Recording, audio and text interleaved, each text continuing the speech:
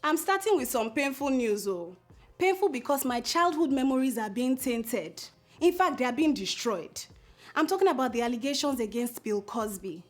I'm sure everyone knows what's going on by now, but for those who don't, long story short, he has been accused of raping, at the last count, 17 women. They all claim that this happened decades ago when Bill Cosby was a fairly powerful man in America. Welcome to the very first episode of The Gist with Toyosi Phillips. I'm your host, Toyosi Phillips. The Gist.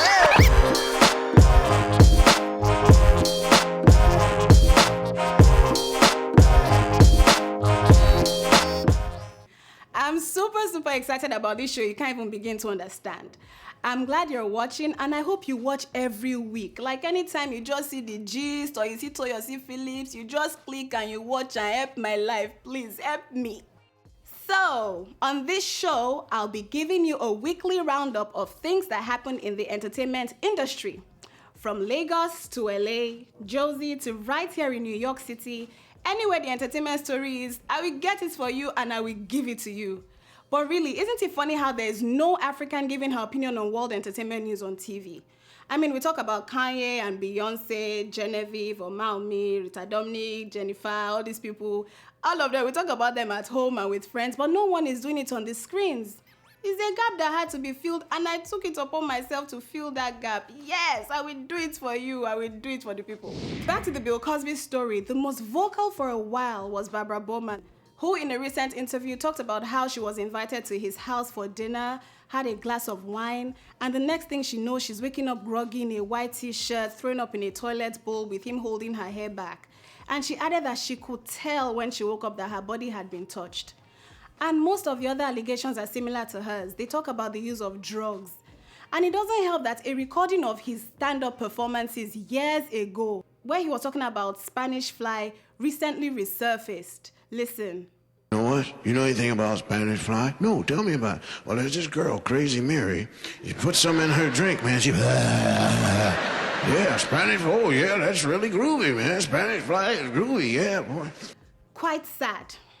Anyway, since these allegations resurfaced, a Southern California woman is the first to file charges against him in LA, saying that Bill Cosby sexually assaulted her when she was only 15. Now, this is far from a funny situation, but to be honest, I can't help but think about the 1,000,001 spins Joan Rivers would have put on this. For real, she would have finished Bill Cosby by now. May her soul continue to rest in peace. Kathy Griffin, however, has been appointed as heir to the throne. She'll be taking Joan's seat on Fashion Police, and Fashion Police will no longer be weekly. They'll only be covering special events, starting with the Golden Globes on the 12th of January.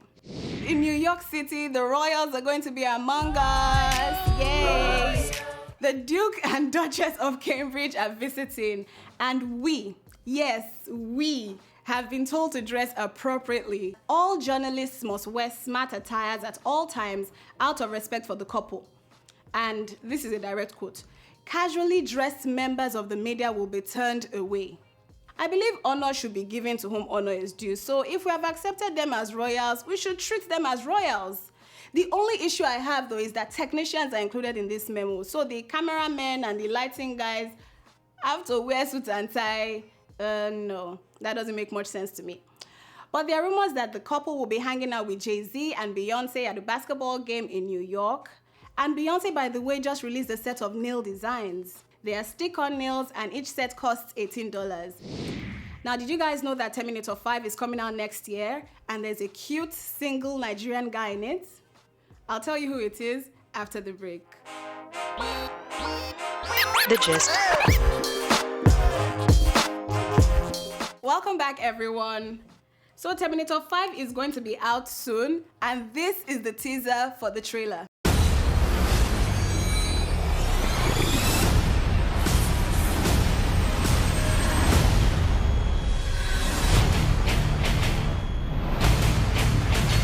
You see, you can go from acting to politics and back to acting. All of you criticizing the Nigerian entertainers going into politics, that's Arnold Schwarzenegger there. Arnold Shah, former governor of California, coming back as the Terminator. This picture of him, however, made fans complain, say he's too old to be a robot or to act the part of a robot. But the director, James Cameron, says he's playing an older model robot, so he's fine. Meanwhile, Lagos-born Dayo Okene, who was in Hunger Games, is the Nigerian I talked about before the break. He's going to play Danny Dyson, the son of Miles Dyson, in the movie. Such a handsome young man. So beautiful. Anyway, he's 26, moved to America from Nigeria in 2003. For those interested, look for him anywhere you want to look for him.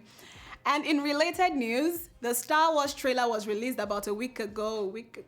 And for the first time in Star Wars history, a non-Caucasian is playing the role of the Stormtrooper, which sent Twitter into a frenzy. Several racist statements were made, but the actor, British-Nigerian Boyega John, gave a classy response.